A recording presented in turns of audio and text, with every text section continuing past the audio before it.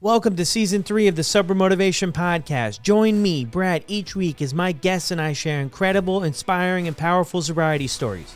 We are here to show sobriety is possible, one story at a time. Let's go!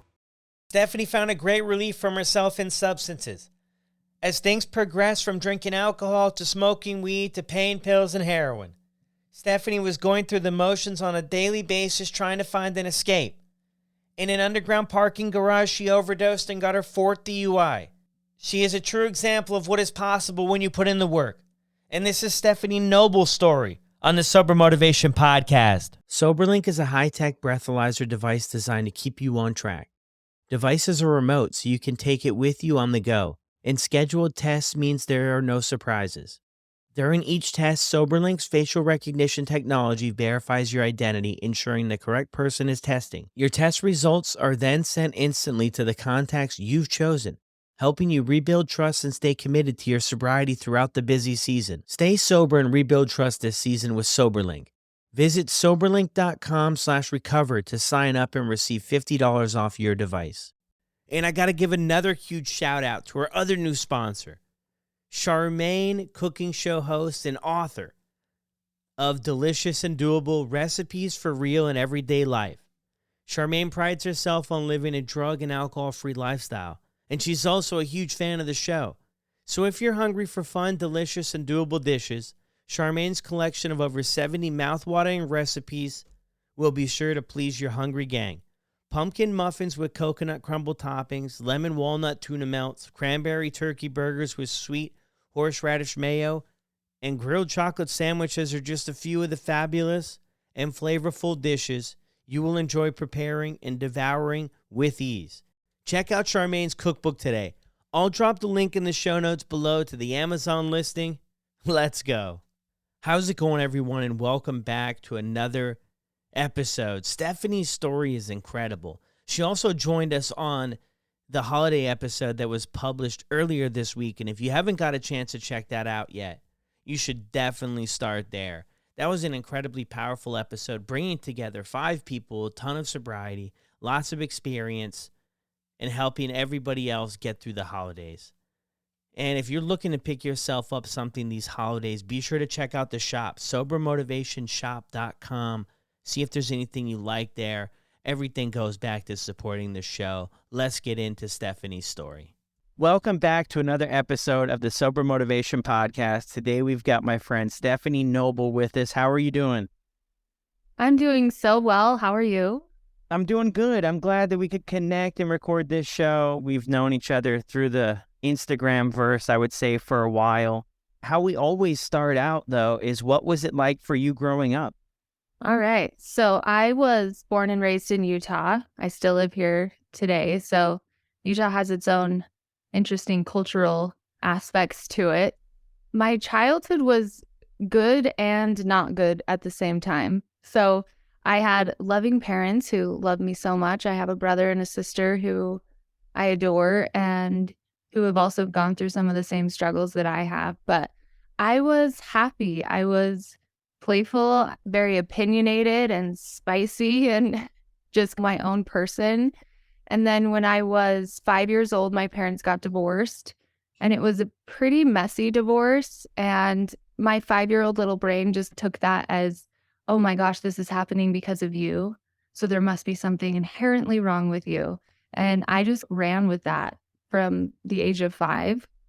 Which after a lot of therapy and stuff, it's very clear that was not because of me. It was because of my parents. But as a 5-year-old, you can't really understand that kind of emotional stuff. So I just took that on if there's something really wrong with me. And so to counteract that or to try and fix that in me, I was like, okay, you have to be perfect. So I took on this role of just trying to be perfect all the time and doing everything right. An example of this is like, when I was younger, I wanted to be the first woman president of the United States.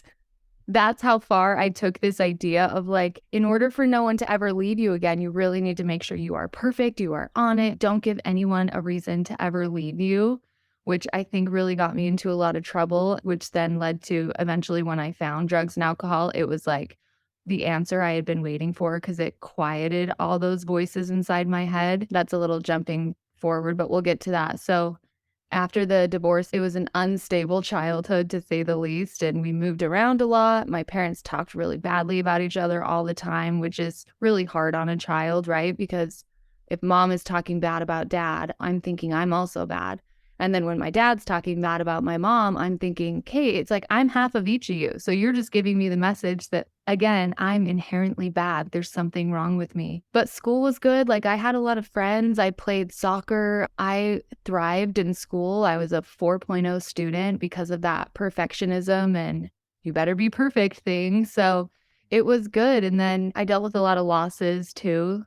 In high school, I lost 2 grandparents in 1 week. And because of the divorce, my grandparents were a really big part of my life. So that was like earth-shattering, soul-crushing type of stuff. And then in high school is when drugs and alcohol came in. Did you live with your mother? How were things split up there after the divorce?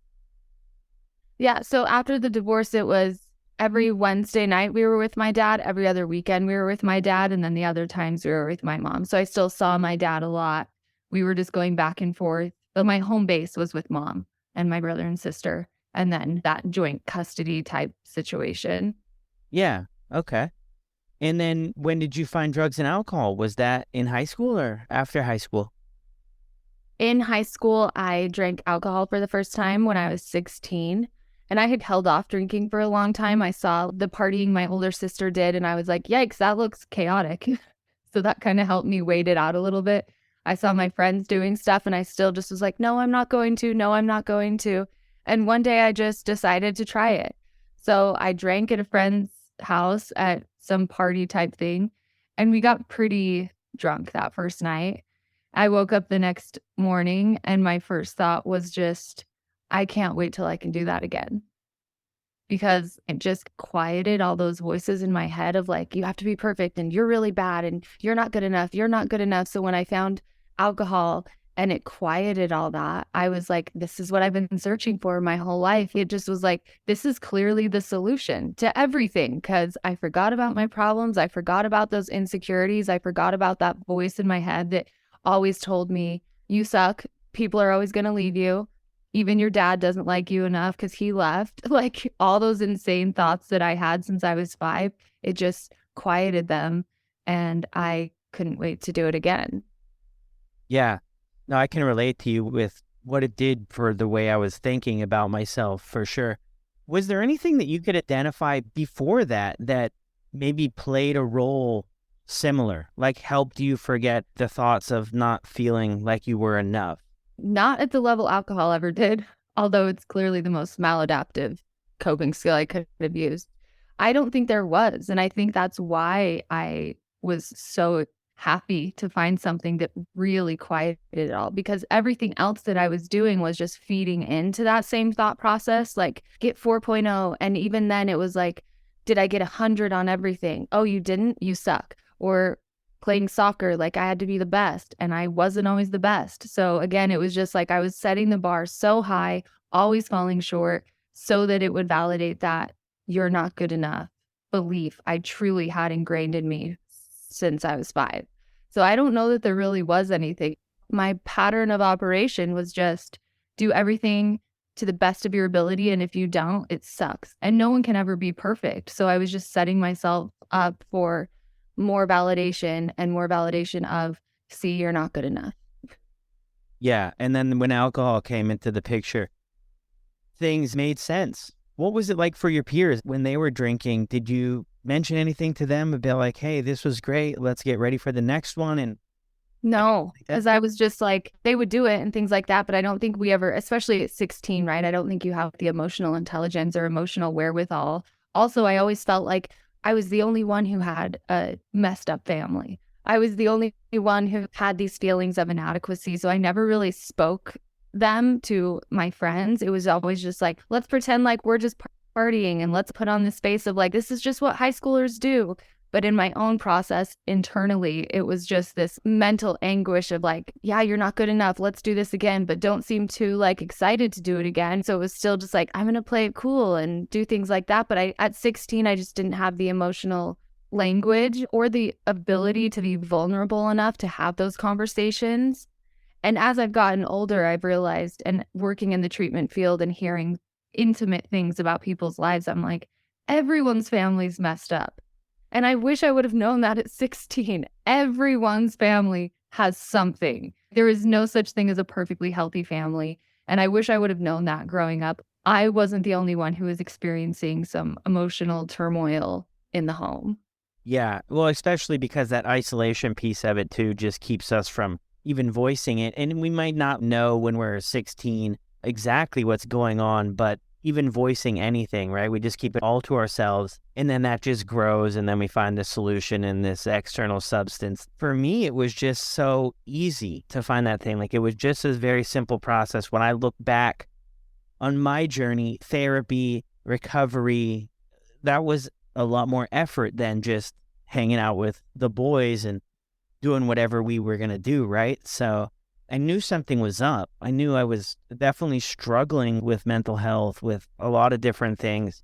But to talk about it, yeah, I don't even know how that process would have come about.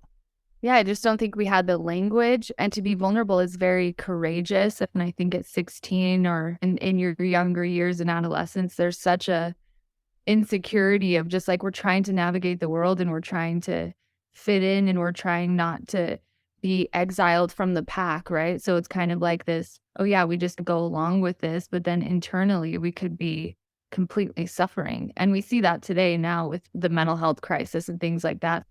I believe it is getting better. Like we have the language about it. We actually talk about mental health and stuff like that. Whereas when I was in high school, it was not like that. Yeah, so true. Yeah, definitely making progress. So how did things move forward for you after this first time? And how was the rest of your life after that for high school? So it was, yeah. So I drank first time when I was 16, and then it was just drinking. And then I smoked weed for the first time in high school, and that was whatever. But drinking was really just the thing that I looked forward to the most. And I always took it to a different level. And looking back now, I'm like, oh, girl, you were an alcoholic very early on because like the blackouts and the puking all the time.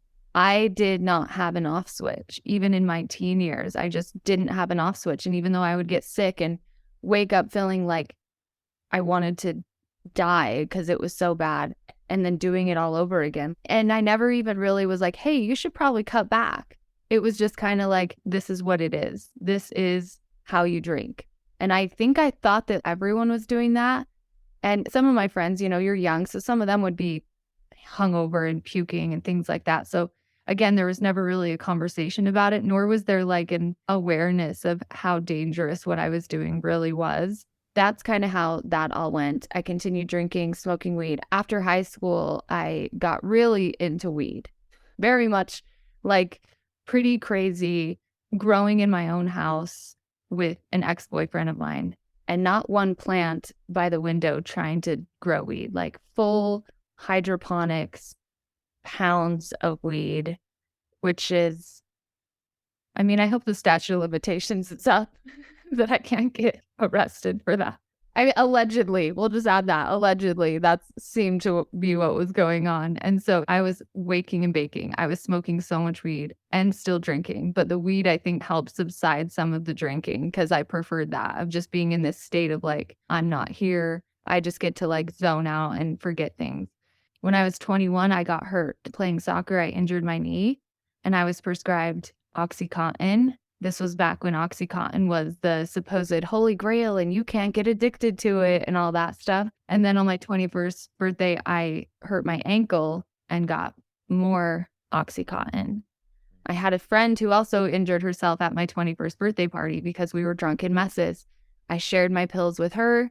Then we found out some of our friends were selling them and using them. And so my old best friend and I, we got into Oxy really bad. The physical dependency you get on opiates is horrifying. So if you don't use, you feel like you're going to die. So no matter what, you're just in that mode of like, I have to use just to wane off the withdrawals. So we got really bad into OxyContin for quite a while. And when that all came out that we were doing that, you know, she did her thing, which I don't blame her because addiction is pretty ruthless. And all of a sudden it was all just put on me. like it was my fault and I was the one who made her do it. And it was just this whole thing of like, I was the bad guy. And in that process, I lost all my friends that I'd had for years, like 20 years. Then I just felt even more alone and betrayed and abandoned, which was, the thing I'd been trying to avoid my entire life was abandonment. So that happened and that really shook my whole world. That was one of the hardest parts of this whole entire process for me was everything being put on me and hearing all the gossip that everyone was telling me. And again, this is what I feared my whole life of being exiled from the pack. And that happened in a really big and dramatic way. So all of a sudden I lost my using buddy and I lost connections to getting more oxy. And one day I was really sick in the withdrawals, detoxing. And someone close to me was like, "You're going to have to switch to heroin."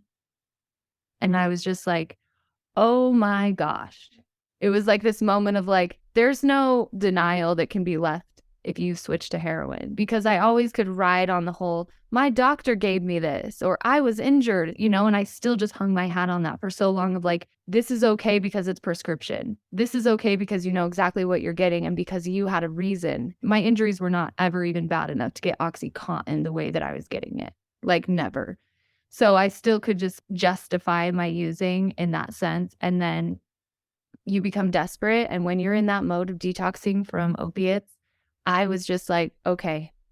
And so I did heroin for the first time and smoked heroin for a long time, which takes it to a different level. It takes it to this level where you're just like, we're really in this now. We're really in addiction and the shame that comes with that. And, I would think to myself, like, how did it get here? How did it get here? And as much as I wanted to stop, I didn't know how. Yeah, I'm with you 110% on that. Same transition that I took.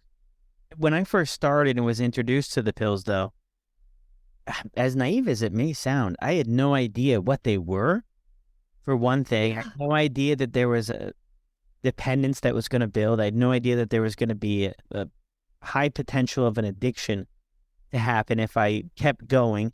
I had no idea of any of that stuff. What I'm wondering, when you're going through all of this, how does the rest of your life look? Like, are you working or are there relationships in your life? How do things look around you? So it was trying to look normal. So yes, I would have jobs. I would lose a lot of jobs because I would have to leave to go meet my dealer or I would be sick. And the addiction always came first. So I was trying to work, losing jobs, worked so many jobs, but I could never keep a job. And then my relationship, the one I had out of high school, we broke up. I got into another relationship and just hid it as much as I could from him until eventually he found out. When people find out you're using heroin, there's just this shock. Like, unless you're in that world, you really, even my now husband, when he found out this whole thing about me, and I can get to that later on, but he was just like blown away because he did not even know that people in real life did heroin. He was like, this is like in the movies. He had no idea that people really did that. And that was the same with my prior relationship. And that relationship eventually ended as well because I just couldn't maintain anything in my life. And my relationship with family was strained. My mom, that poor angel, she was just devastated and trying everything she could do to help me, but I wasn't ready. So it was just lying, ruined relationships, loss of jobs. Just, I could not hold anything else together as hard as I tried because my disease was very loud and it would show in ways of losing jobs, losing relationships, losing trust with family. It was a mess. It was a mess. And you still are just like, the only thing that matters is don't get in the withdrawals. You have to keep going because you really think you're going to die without it. I thought I would die without it. And that's just what the disease does to us, right? It prioritizes drugs and alcohol over everything in your life because it thinks you will die if you don't have it. And it sounds crazy, but if you've lived it, you get it, right? Yeah, no, for sure. Did you ever have your back up against the wall and have to go for a couple days without? Oh, yeah. Yeah. And just pure misery and doing and finding whatever you could. So I would steal money from my mom's purse. I would pawn things, all those horrific things that you do because the withdrawals of opiates are just so bad, the mental anguish that you know exactly what will fix it. You know exactly what will take it away. And so you're just in that animalistic mode of like, you have to get something. and somehow I would find ways to do it. But yes, there were many times where I would inevitably have to withdraw because maintaining that, unless I was like a millionaire, and thank God I'm not because I would probably be dead. Like the things we have to do to maintain that is stealing, lying, cheating, all those things that go against our character. Yeah. And is this a small town that you're growing up in with this stuff, or is this a big place? Compared to other big cities, it's smaller. I grew up in a suburb of Salt Lake City called Holiday. Okay. So small, well, yeah, I think it is because we call it Small Lake City. So, I mean, Salt Lake is a big city. Holiday is not that big. So, yeah, small town vibes. Yeah. Okay. And you mentioned there too that your mom tried to help. What did that look like? Did other people say stuff like, hey, Stephanie, you got to get help. You got to go to therapy. You got to go to rehab. We can help you. What did that look like? Oh, yeah. My addiction was so ruthless. The collateral damage of the addiction around me was my mom just turning into this person of like, she would search for my purse. She would search my person. She would want me to strip down to be like, where are you hiding your drugs? Or I wouldn't be able to shut the door when I went to the bathroom and things like that, where I can't imagine what that was like for her. But yeah, she didn't really know how to handle this. And so it was kind of like, okay, you're just going to stay home and withdrawal. And I would sleep in her bed and detox some days. And she would run baths for me. And she would do all those things that she thought she could do. But then eventually, like when I would go into detox and treatment and things like that, then she started learning a lot more about it. Then she could support me in a more productive way. But I think when you're in it, you're just in like crisis control. Oh my gosh, okay, we need to hurry and do this. So it's just like putting out fires as they come, but no real long-term plan. It was more just like what's happening right now. So like if she didn't hear from me for a few days, she would go on the look for me and she would know where to find me. And I think that relentless in my life type of attitude from her, I think that really did save me because I knew that I at least had to talk to her. I at least had to tell her where I was and things like that because she's a fierce mama bear and I didn't want her to like come hunt me down because that would be scary. So she did the best she could with what she had. And unfortunately, I don't think families have as many, I think now it's changing, but as many resources or even just the wherewithal of like, oh, this is the process of detox and treatment and therapy and meetings and Al-Anon or whatever that looks like. But I really think that a lot of the way she did handle it saved me. Yeah. Because I knew that like no matter what, she was there. I knew she loved me no matter what. And I knew I could go to her or go detox at her house if I needed to. And I really was trying to do this and I will never be able to repay her for all that. What you mentioned earlier about the angel, it sounds like it rings true. How were you feeling during all of this stuff while it's going on? Did you have time in between to feel anything? Not really. The first time I went to detox was 2011. And then detox again in 2012, treatment for the first time in 2012. But up until then, no time to really feel like the gravity of it or like come back to myself in any type of way. It was really just this like shame, regret, sadness. I didn't care if I lived or died. It was just the rat race. I couldn't believe my life had gotten that way. I wanted to stop and I didn't know how. I just figured this was my life and I kind of surrendered to the disease of addiction. I was like, this is for sure how I'm going to die and I don't care. And that's what's really sad about it. I didn't care what happened. And thank God it didn't take me out because, woof, I would have missed out on a lot of really great stuff. I think just anytime I would start to feel anything, I would use at it because feelings were not my forte. I did not know how to feel. And feeling was the most terrifying thing ever, especially after it had gotten so bad. I for sure didn't want to feel. Because, like, this isn't how my life was supposed to be. I wanted to be the first woman president. How did I end up a junkie? This is crazy. So I just would use it that. And it's the same story as I'm sure so many others of, I didn't want to feel, so I used. Yeah, just bury it down and deal with it another day. I can relate to you on that, too. So how did things move forward here? So you're smoking the heroin at the time. Are you still drinking now, too? Or is all of your efforts going into to using heroin? Yeah, once the opiate addiction really took over, I didn't care to drink that much.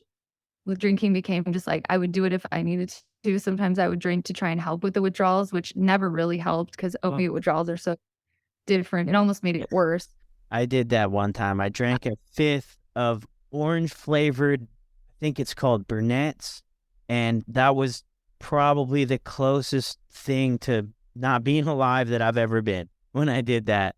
It was the most Yeah. terrible thing ever, but the withdrawals were, this was from methadone at the time, and it was really tearing me up. And I remember I was at my girlfriend's apartment, and I had this idea, and yeah, I just started going to town on this thing, and like she's watching me, and then it was just terrible. Luckily, I think the only thing that probably really saved me was that I threw probably all of it up. It didn't stay down, but yeah, it's that insanity part of when we're going through it, when you reflect back.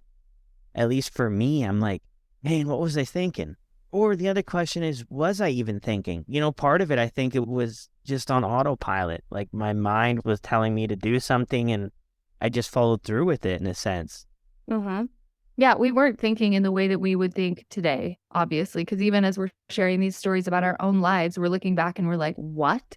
You thought drinking a fifth would help the opiate withdrawals, or me drinking a bottle of Robitussin to help with the opiate withdrawals? Like now we can see that because our brains are, properly functioning. But when I'm in active addiction and the prefrontal cortex is not really awake to life, so I am operating from my lizard brain. I'm operating from this very animalistic use, drink, drink, drink, drink mindset. So I couldn't use consequential thinking or decision making or problem solving in the way that I would today because addiction hijacks the brain. So yeah, the insanity is wild. And unless you've lived it, I think it's hard to be like, how did you guys think that would make sense? Yeah. When my mom hears the story, she's like, what? Oh no, we better be good on here in case Mama Bear plugs in. We better behave. Oh, she already said this morning, she's like, where can I see it? And I was like, I'll send you the link. She knows. She's good now.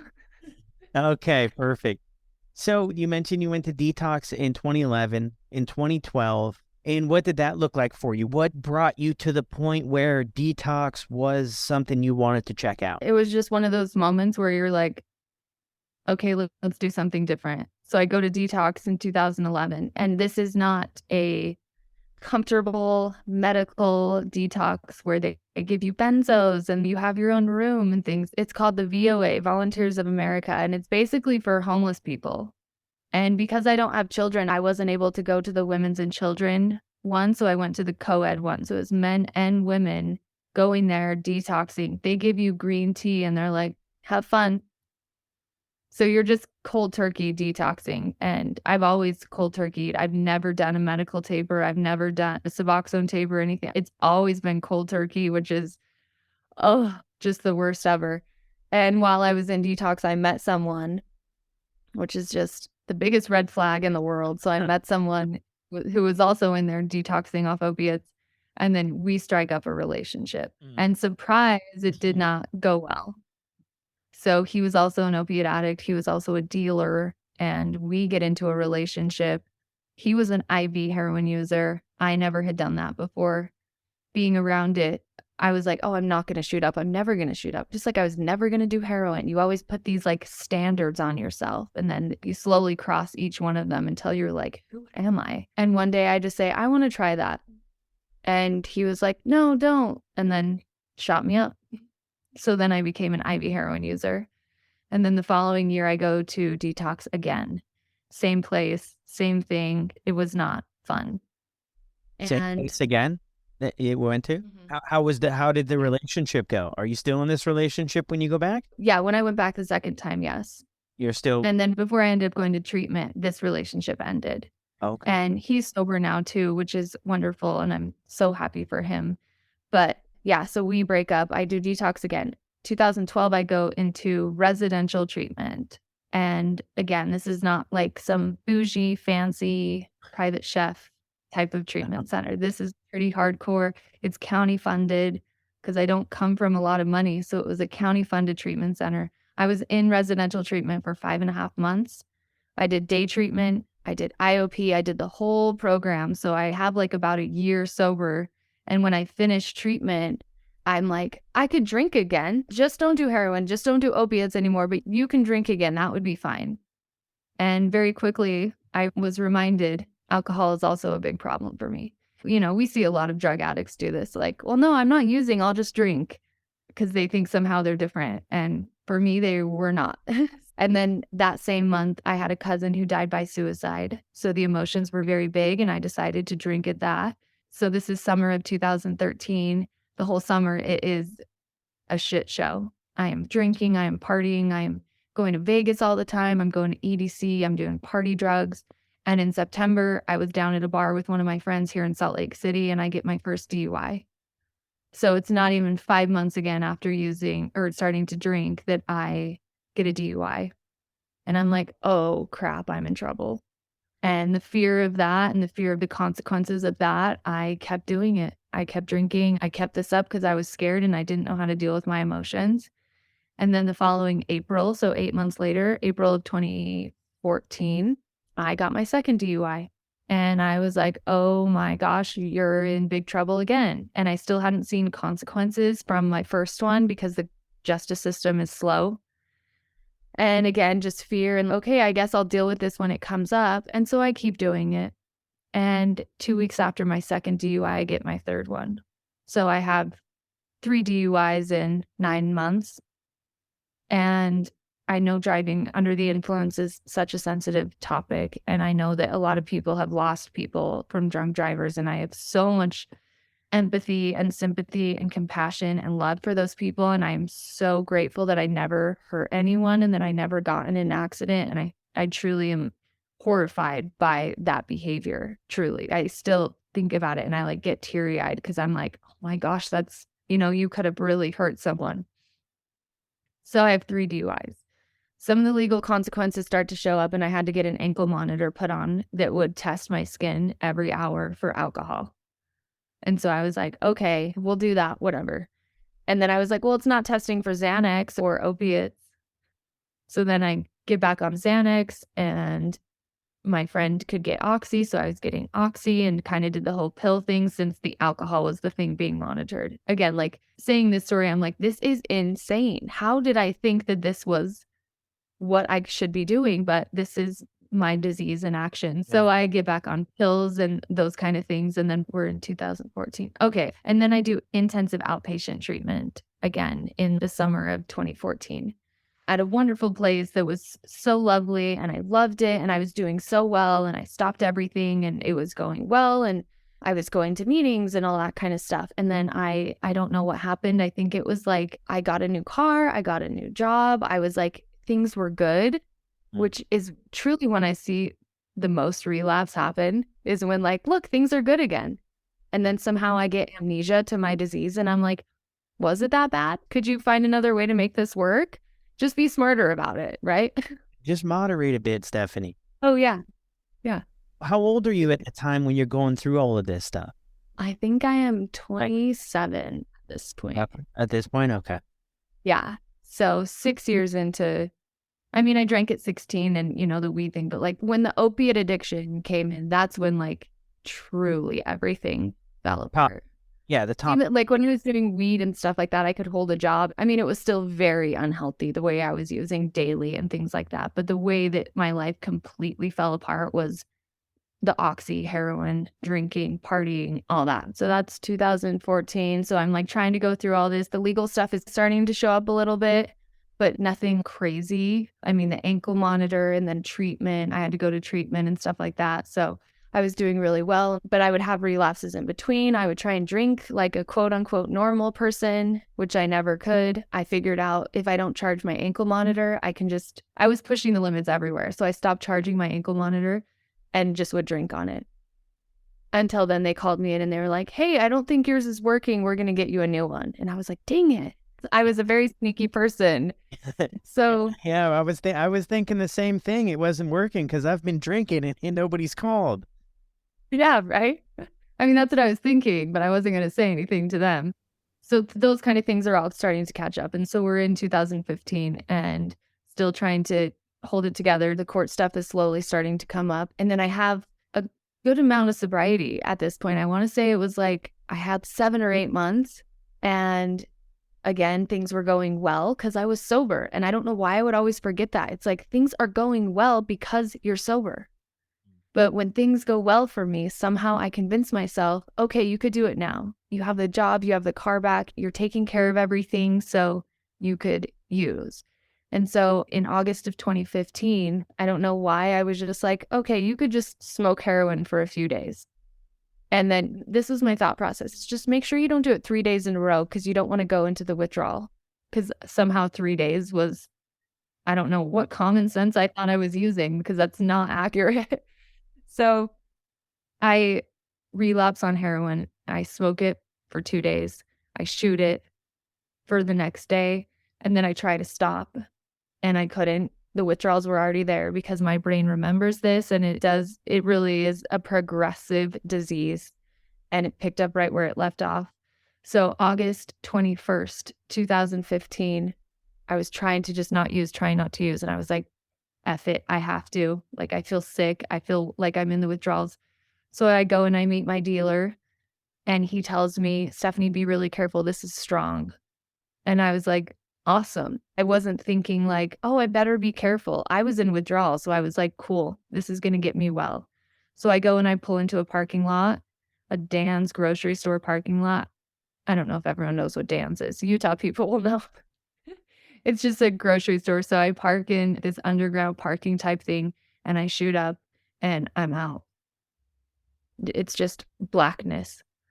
And someone must have seen me and called the cops to come do a wellness check on me. I wish I could find that person and thank them for saving my life, because if they didn't do that, I would be dead. And the next thing I remember is waking up with cops all around me. And I was just like, oh my gosh. And after they do what they do and they woke me up and I'm in the back of a cop car, my first conscious thought that I can remember having is, you should have done all of it. Just because I was just done. Like, I just didn't want to keep going. And I knew, I was like, oh my God, this is a 4th DUI. And 4th DUIs, you go to prison. 3rd DUIs, you can go to prison. So I was just like, you really fucked it this time. Excuse my language. And so I go to jail again for another DUI because I was in my car. They don't care that I wasn't actually driving. If you have control over the vehicle, it's a DUI. I had a breathalyzer in my car even, but I was found with a needle in my arm. So it's a DUI. And I remember being in jail and withdrawing.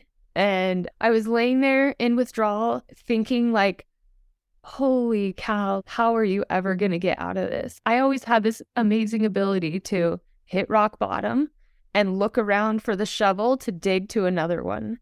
And then once I got to another bottom, I was like, okay. Because I was just always so scared and I didn't know how to deal with it in a healthy way. So it would just get worse and worse.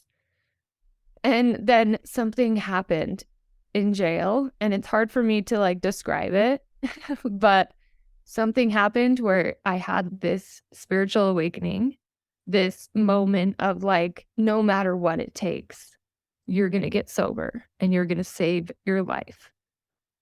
Because I was just thinking of, I wish I would have just overdosed and been done with it. And then when I thought about it, I pictured my mom getting a phone call that her youngest daughter died in a parking lot. And I could not get that out of my head because that would break her. And so I had this moment, this psychic change, this spiritual awakening where it was like, no matter what it takes, you're going to do this. And I had this whole sense of calm wash over me. And even my withdrawals seemed to like dissipate. I know this sounds so crazy, and people who have had big spiritual awakenings will know what I'm talking about, but it felt like the universe or whatever you believe in just came and like took it from me. Not like the disease, right? I know I will always have the disease of addiction, but took the suffering from me and just was like, you've had enough. You've had enough. Let's just go forward now. And since that day, I have not had one craving. I've had thoughts of using, thoughts of drinking, but I've not had a craving, right? That obsessive thinking, that like visceral physical experience of a craving for drugs and alcohol like I had experienced before. And I was just surrendered to, okay, if you have to go to prison, you have to go to prison, but at least you're not dead. And whatever comes, you can do this. Something just calmed me. And so I get out of jail and I'm still waiting for sentencing and all that kind of stuff because the fourth DUI, probation violations, it's all coming down the pipe. And I was just like, okay, so I get out and this is still August of 2015. September of 2015, I go into residential treatment, the same one that I had been in before because I was alumni there. I was able to quickly get in, which I'm so grateful. I did 65 days in residential. And then I went back to my IOP that I had been at the previous year. And they eventually had to like kick me out because I just wanted to be there forever. I was like, I need to be here, like whatever I need to do. I'm ready and I'm willing and I will do whatever it takes. And then March of 2016, all the sentencing and court stuff came up. And so at this point, I was 7 months sober. And I was like, all right, let's hope I don't have to go to prison. And I go to my sentencing, or even before that, my fourth DUI was dropped, which don't ask me how that happened. My fourth DUI was dropped somehow. I only credit it to the miracles of recovery, that they dropped the DUI and I got hit with drug possession and paraphernalia, obviously. And I was like, cool, I'll take it because DUIs are way more serious. But I still had 3 that I hadn't been fully sentenced on. So I go to court in March of 2016 and my probation officer at the time was recommending home confinement.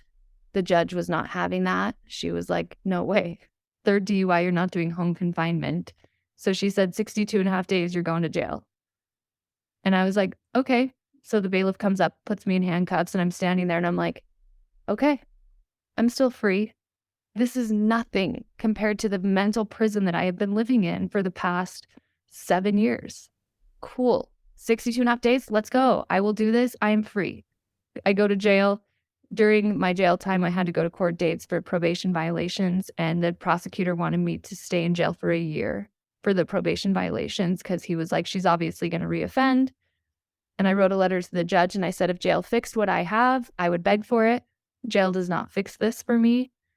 Treatment fixes this. Connection fixes this. My spirituality fixes this. Like meetings, like my life that I have outside of here, like I've been doing everything, you know? And he agreed with me. And he said, yeah, I'm not going to put you in jail for a year. That's a recipe for relapse. And he wiped everything. He wiped my fines. He closed my cases. And I was still just like another miracle of recovery. So I do my jail time and I get out and I've been sober ever since that spiritual awakening. And since then, it's just a life I never, ever could have imagined. Wow. Incredible. Going into this, I'm thinking, I have some idea, maybe more than most, about Stephanie's story. And then after I'm hearing this last little part here, I'm realizing that I don't. So thank you so much for shedding light on that, because I really like what you said there too. Just to paint a full picture of how it was for you, is there was a rock bottom and you always found that shovel to keep on digging. And I know there's a lot of people that are in that situation right now where it's just going to the basement and the next basement and the next basement. I know you talked about that spiritual awakening too. I can relate to that. You know, I was sleeping on my brother's floor and things just all of a sudden made sense that where I was headed wasn't good. It's really hard to explain. Mm-hmm. The only thing that I'm thinking though is like, how do we prevent people from maybe waiting for that? Can somebody get something like that maybe before that opens up for them? You know what I'm saying? Like, I never want to be that person to be like, you have to wait around for that, for something to happen, you know, because that's very, very scary.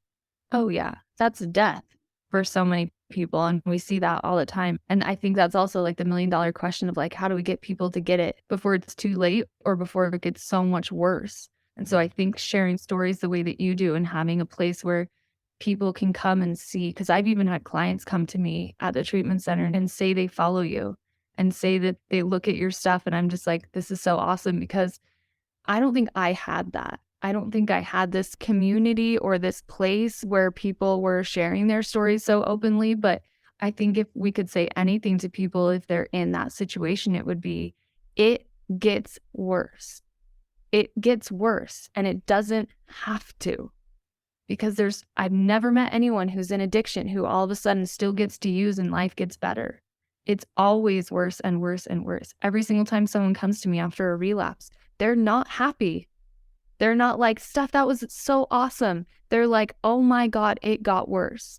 So I think if we could just convey a message to someone who could be struggling or could be in that place of, ambivalence to sobriety or just not understanding it yet, I really wish I would have listened to people when they said that it gets worse.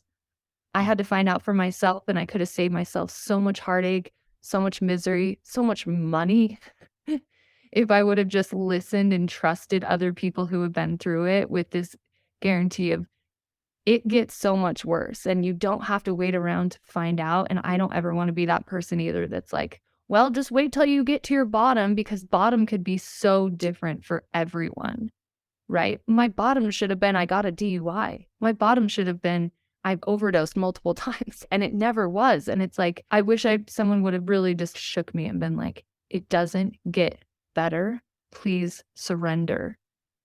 Because I think we try and fight it and outsmart it, and we can't. Like, our willpower and our strength and our fighting can help us in so many avenues in our life, but when it comes to addiction, it will kill us.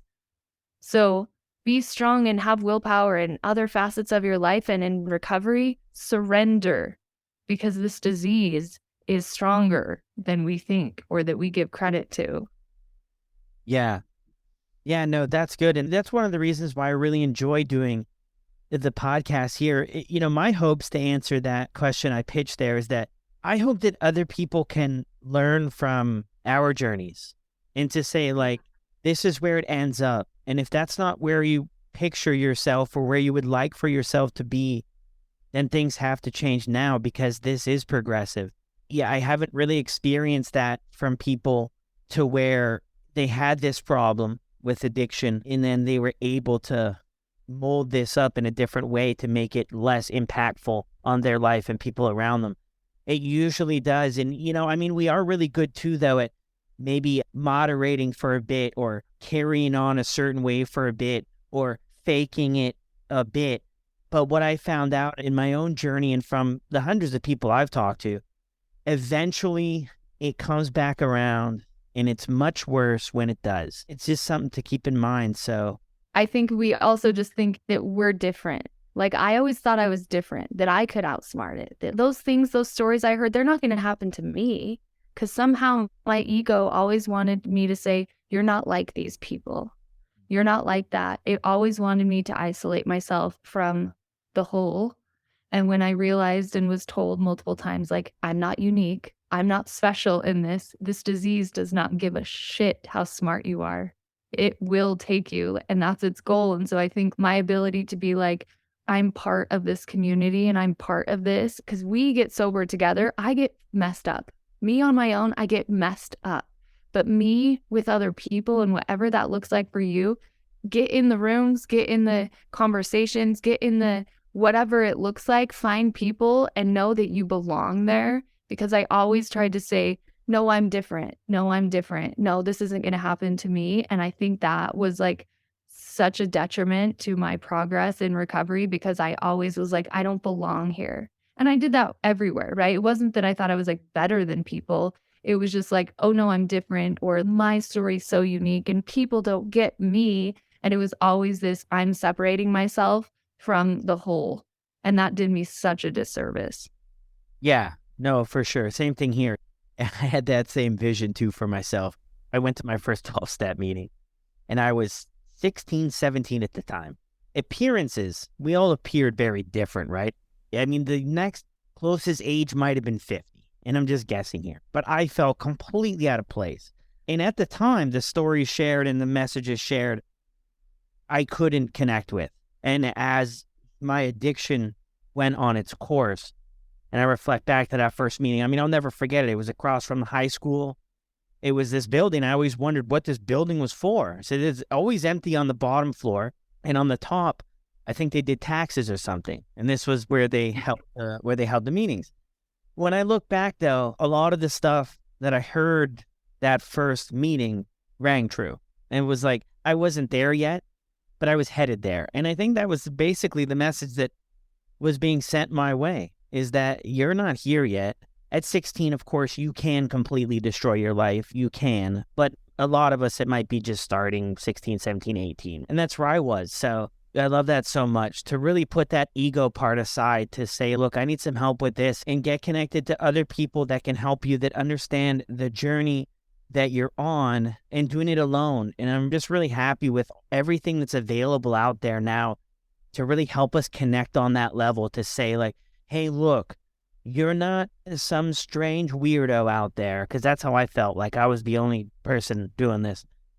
You're not alone on this. People look all different kind of ways, all different kind of ages, all different kind of backgrounds, all different kind of careers. And we're one day at a time, we're just trying to live our best life and stay sober.